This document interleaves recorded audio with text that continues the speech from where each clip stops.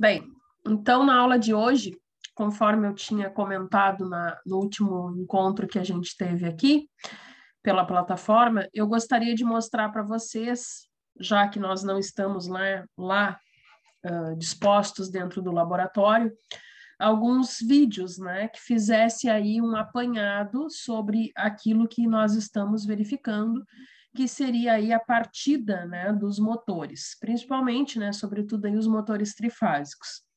Nas últimas aulas, a gente vem falando, né, de componentes, de dispositivos de rede que nos auxiliam a atenuar, né, aquela corrente ali de partida. Bom, por que isso é importante?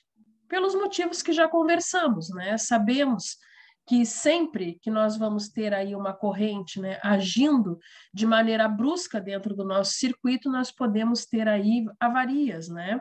Vamos ter uma elevação da corrente, por consequência, né, outros elementos, segundo a lei de Ohm, né, dentro do nosso circuito, que vai fazer, então, que esse pico, né, que possa se ocorrer aí, seja inconveniente, né, podendo causar aí avarias ou fugas, né, que seriam impertinentes para nossa ligação.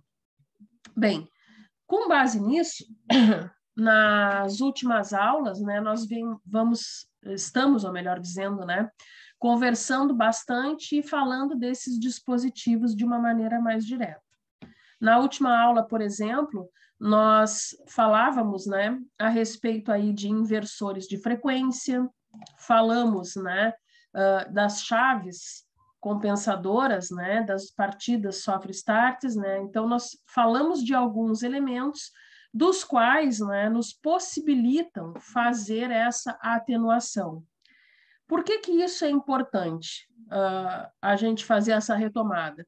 É importante não só para essa atenuação, mas também para vermos, né, que nós temos condições de controle dentro dos dois âmbitos, como, por exemplo, tanto quanto trabalhamos aí em corrente alternada, quanto em corrente contínua, né, que é aí o nosso maior problema, digamos. E com isso, né, a gente fez verificações, conseguimos averiguar que nós temos, né, proteções que vão funcionar, né, de maneira aí como dispositivos elétricos e também como dispositivos, né, de cunho eletrônico. Seria uma classificação. Bom, dentro dessa classificação, quem que nós poderíamos, né, apontar aí como dispositivos eletrônicos? Os inversores, por exemplo, né?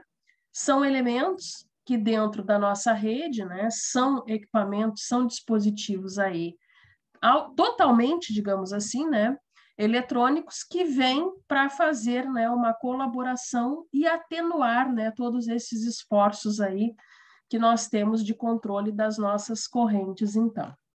Bem, esses dispositivos nós vimos lá na última aula, né? Eles têm alguns princípios básicos, fundamentados, né, na eletrônica, né, na eletrônica digital. Ele tem ali uma função, né, de retificador.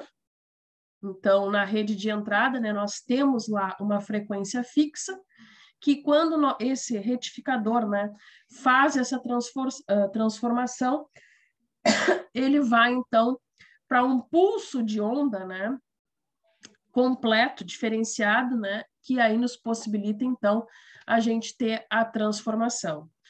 Nós temos dentro desse elemento, né, dentro desse dispositivo, a capacidade de fazer controle, né, de chaveamento.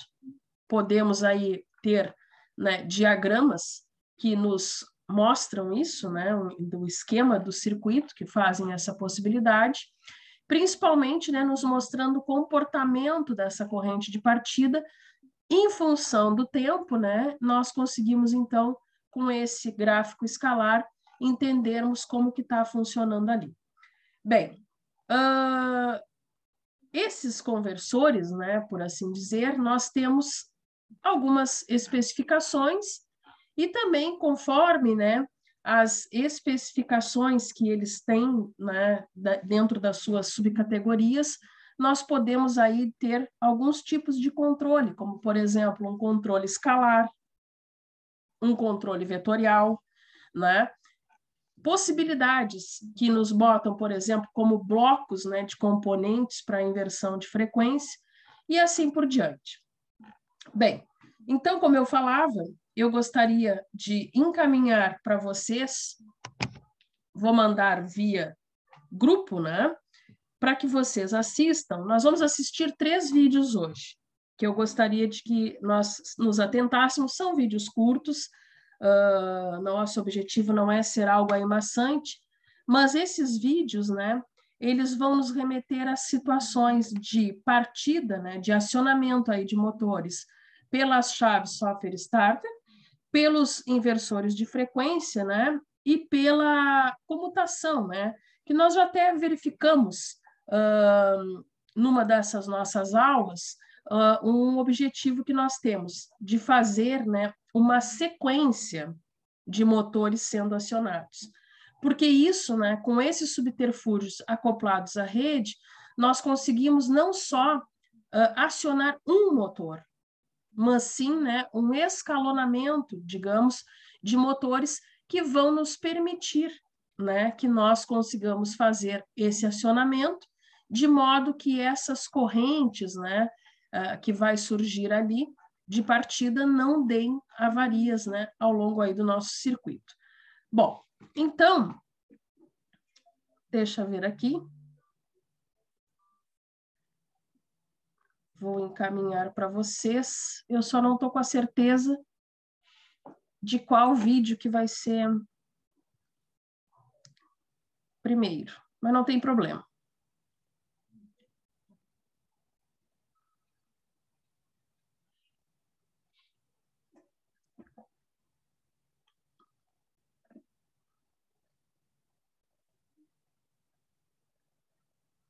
Chegou aí, né? Chegou. Vou fazer o mesmo esquema. Vou fechar aqui a gravação, né? Fechar também o meu vídeo e meu áudio para não dar reverberação. Aí, dentro de alguns minutos, eu só não sei qual que foi primeiro, mas a gente volta a conversar dele assim que ele terminar. Bem, então ali, né? Vocês devem ter visto algo parecido, né?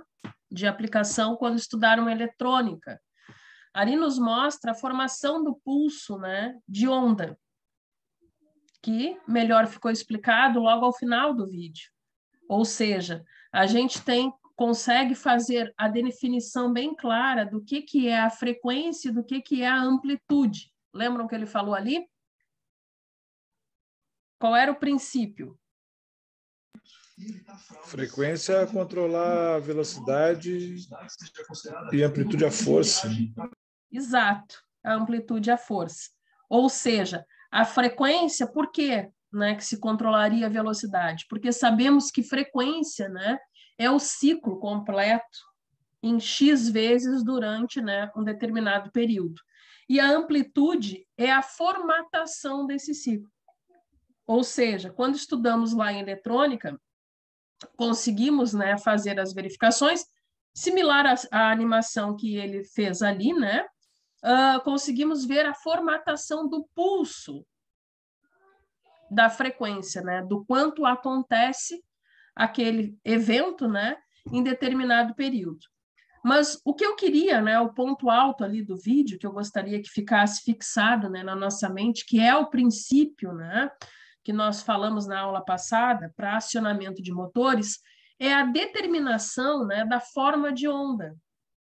Por que é importante isso? E por que os inversores, né, a gente gostaria e quer que ele tenha uma formatação senoidal? Por quê?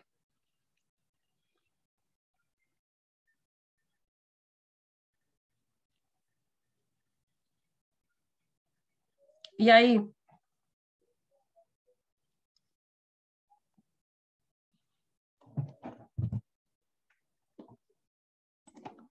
Aceito sugestão, ainda que eu não acate, mas eu aceito.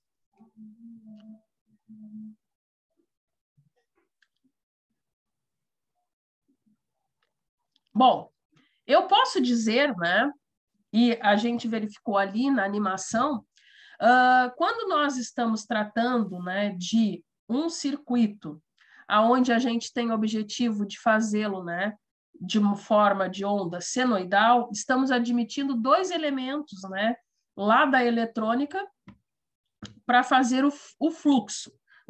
a filtragem, desculpem, né, de tensão e corrente. Quais são os dois elementos?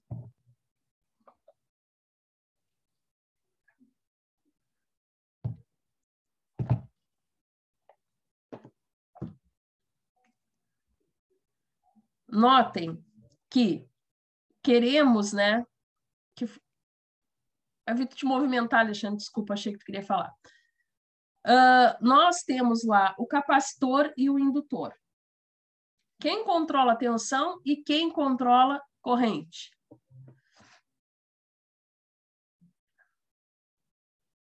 Estou falando em filtro, tá, gente?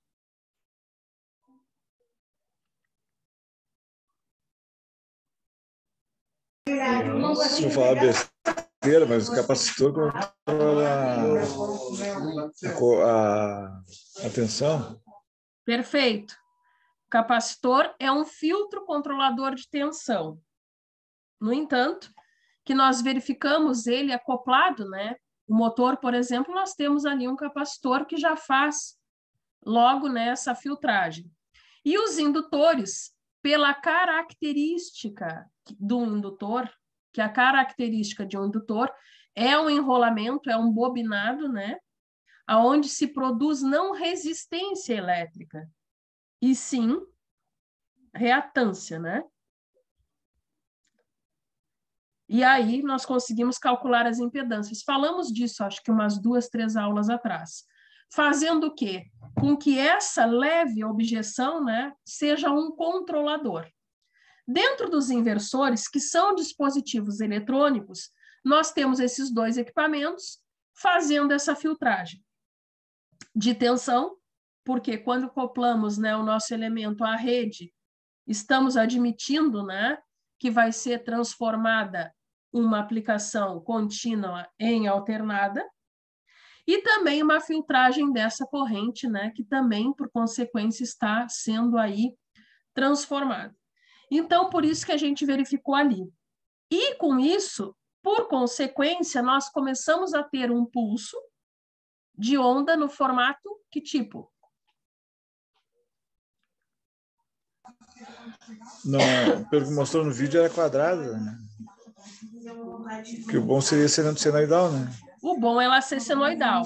Mas o que ele deu ali que nos dá a formatação senoidal que a gente precisa? O acoplamento, e ele mostrou ali um circuito, né, visto em planta baixa, né? Ele mostrou um circuito aonde, né, elementos de cunho eletrônico nos possibilitam que a gente tenha, através desses pulsos de onda quadrada e na formatação que eles se mostram ali quando criados, né, quando gerados, que eles vão dar através de sua média. Exatamente o pulso que eu preciso senoidal. Correto? Foi isso que todos entenderam?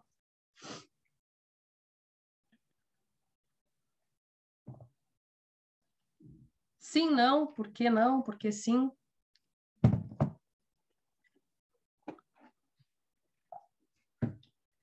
Seria bom, né, que todos tivessem entendido isso. Da onde que vem esse conceito? Lá de análise de circuitos, quando se estudou lei de Ohm, né, toda a teoria ali para análise de circuitos e de malhas, né, a gente faz a verificação e o primeiro passo que a gente começa é fazer o estudo dos valores médios, eficaz, mínimos, máximos, para tudo, né? Para tensão, para corrente. Então, nós conseguimos, né, essa formatação desses pulsos, né, para que eles se tornem lá eficazes, digamos, dentro daquilo que a gente necessita. Bom, agora eu vou encaminhar outro vídeo para vocês, que eu também não lembro a sequência, mas eu gostaria que fosse do acionamento, né, através das chaves que nós estudamos na última aula. Vou fechar aqui a gravação de... Então, aqui a gente viu sobre soft starters, né, que nós tínhamos já visto na antepenúltima ou na penúltima aula, e depois nós voltamos, né, a falar do assunto. E ali conseguimos averiguar na prática, né, como que ele vai funcionar e como que isso é importante para nós dentro dos acionamentos de motores. Frisando, nosso objetivo sempre na hora de acionar o motor é compreender como está acontecendo, né, como está aí contida a corrente de partida. Por quê? Porque lá no início do vídeo, inclusive ele usou, para quem é observador, né, da mesma bibliografia, o mesmo gráfico. Se vocês forem ver ali, né, a chamada da foto, que ele mostrou, que nós averiguamos aqui no nosso roteiro. Então, mostrando como se comporta a corrente quando nós estamos numa partida direta, quando nós estamos, né, numa partida estrela-triângulo, e quando nós usamos esse elemento, que é um dispositivo eletrônico, né, para nos fazer atenuar as correntes. As correntes não, a corrente de partida. Quem é que lembra lá do gráfico, o comportamento da corrente?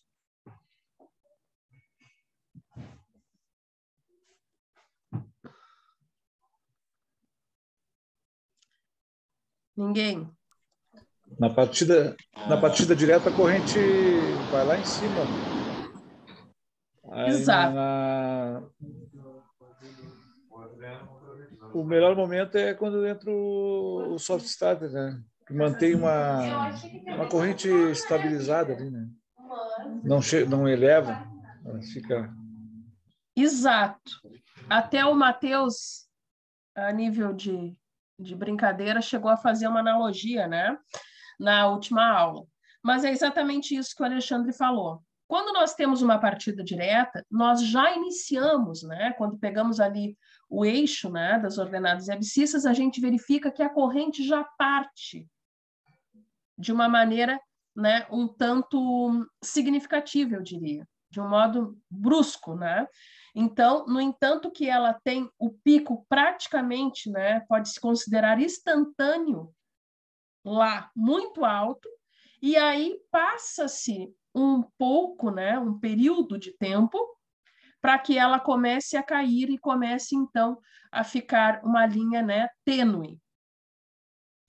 Dentro da estrela triângulo, a gente tem ali, conforme vimos em um dos vídeos até da semana passada, se eu não me engano foi quarta-feira ou terça-feira da semana passada, que foi explicado, né, as ligações estrela-triângulo através de um quadro, né, de contatoras e mostrando ali como é que a gente tinha esse movimento da corrente, né, se comportando na hora da partida. Nessa estrela-triângulo, a gente tem uma suavização logo de início, né, dessa corrente, mas quando a gente passa, né, pela linha de tempo nesse acionamento do motor, a gente verifica, né, que ela tem um pico grande e depois, então, ela começa a cair. Ou seja, conforme o Alexandre disse, a única, no gráfico que nós averiguamos ali, o único modo de acionamento que nós temos uma linha próximo a uma constante seria com o acionamento de uma chave soft starter. Então, mostrando, né, que é um dispositivo aí muito importante, eu diria, né? Ele consegue contemplar muitos aspectos do acionamento do nosso circuito, não só a atenuação, né, não só trazer a nossa corrente de partida para uma linha constante, né? Sabe-se que não fica uma linha constante, mas ele fica muito próximo ao que é constante. E isso é bom, porque para nós que trabalhamos num sistema, né, senoidal, essa é a característica, de fato, da nossa rede, né, e por consequência, por ser senoidal, uma rede, né, com característica muito indutiva, né, com fugas e tudo mais, ele é realmente o que mais nos deixa seguros no acionamento do nosso circuito. Então, digamos que esse tipo, né, de dispositivo na nossa rede, ele vem para substituir a partida direta, né, as chaves compensadoras, que também já verificamos, né, que tem aí uma certa agressividade, digamos assim, na hora da partida, né, com a corrente, e as estrelas triângulo, né, que são aí comuns nos nossos acionamentos. Bom, ali ele mostrou também no vídeo alguns dispositivos acoplados ao comando, né, do circuito, e, sobretudo, né, o que nos interessa, que é entender como funciona essa chave, né, esse dispositivo aí de partida. Ali verificou-se que a gente tem botões. Como é que ele fazia a seletividade ali daqueles potenciômetros? Com uma chave, né? Chavezinha fenda, né? Nós tínhamos lá algumas informações, né, no dispositivo, por exemplo, o Power On, né? O que significava? Tecnicamente. Está alimentado o dispositivo? Está alimentado o dispositivo. Nós tínhamos, então, quando era acionado, né, essa parte da chave, a gente compreendia que nós já estávamos ali com a tensão de alimentação, né, atuando dentro do comando para acionamento do dispositivo. Depois nós tínhamos um outro, né, full voltagem, né, se eu não me engano, que nós estávamos lá mostrando que nós estávamos com 100% da tensão nominal, quando era, então, mostrado ali esse elemento, né, do dispositivo acionado. Depois nós tínhamos, né, outro que nos mostrava a rampa de desaceleração do dispositivo, e a gente viu também outras situações que eu julgo, né, importante que fique aí, né, nos nossos conceitos para esse tipo de chave. Por quê? Porque como nós estamos aqui falando disso, né, com o único intuito de entender o comportamento da nossa corrente, né, dentro desse acionamento, seria ali os níveis de baixa tensão, né, e de alta tensão. Por que é importante a gente levar em conta o comportamento da corrente nesses dois níveis, conforme foi mostrado no vídeo?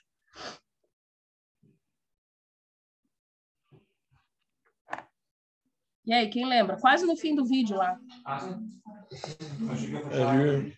No vídeo mostrou para tipo tu acionar o dispositivo com carga acoplada ali ou a vazio, né?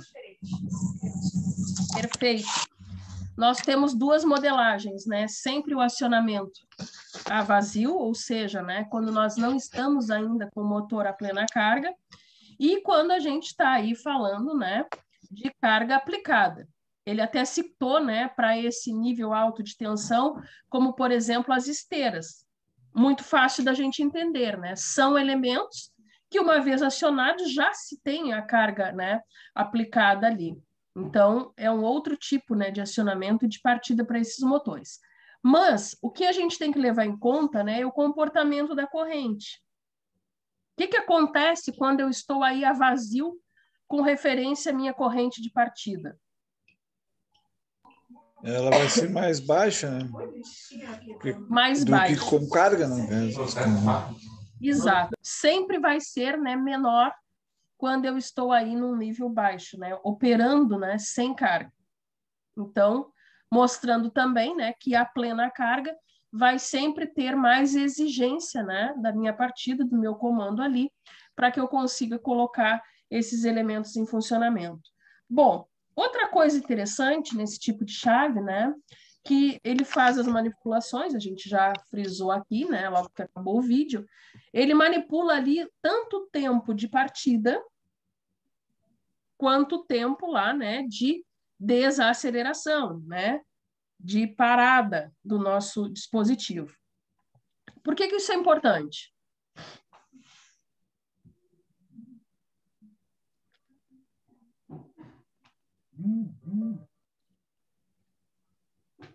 Por que é conveniente para mim isso?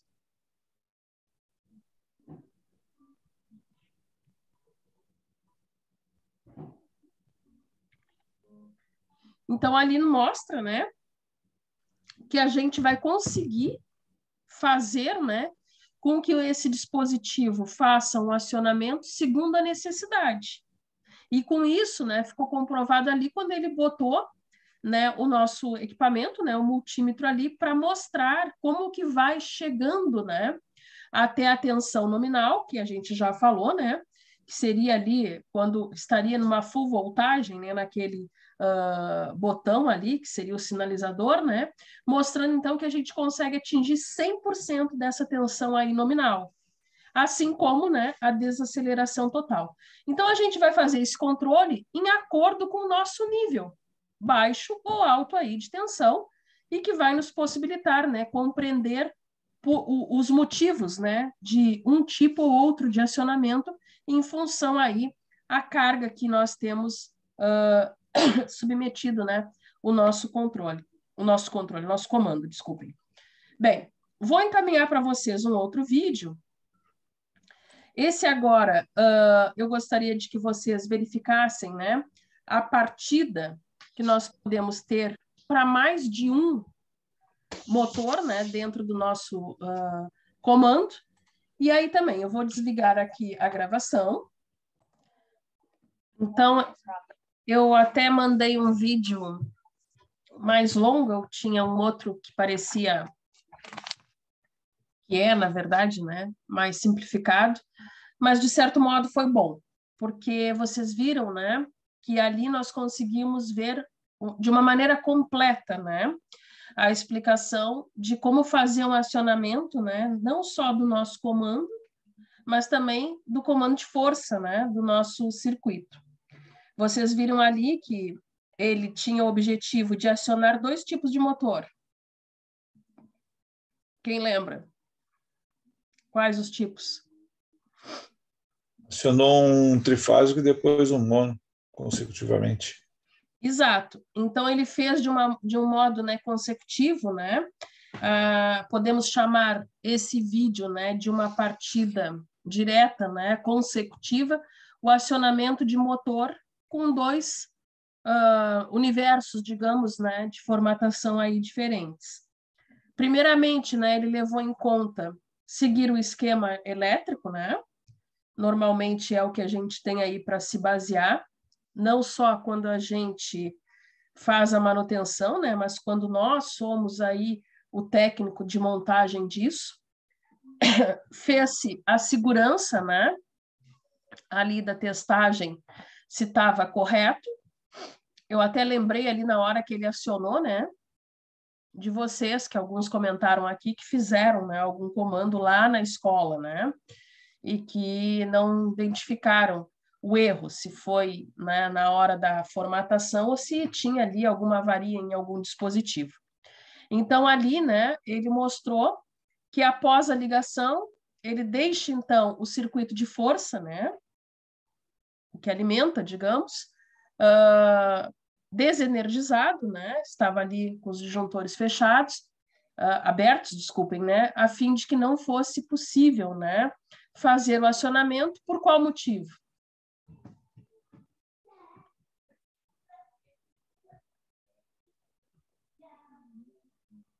Posso dizer que era pela proteção dos meus motores, dos nossos motores ali?